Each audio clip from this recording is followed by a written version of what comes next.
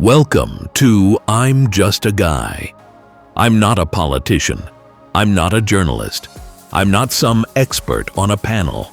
I'm just a guy looking at what's happening in our country and giving you my take.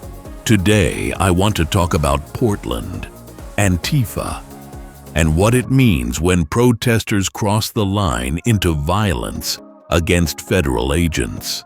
Here's the picture. Portland has seen protests before, but in recent years, things have gone way past that.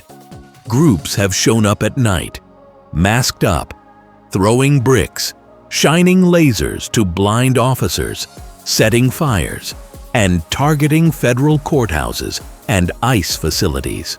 DHS has confirmed that officers were hit with lasers and that federal buildings were under attack. Now, protecting those courthouses and federal facilities? That's the job of federal agents. That's literally why they're there. But when they step in, somehow they're painted as the aggressors.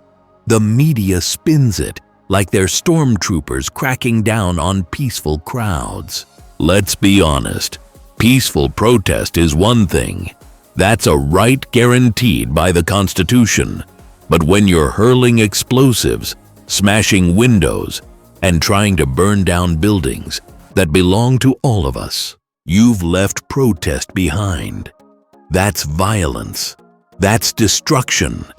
And it puts ordinary citizens, the very people who live and work in those neighborhoods, in danger.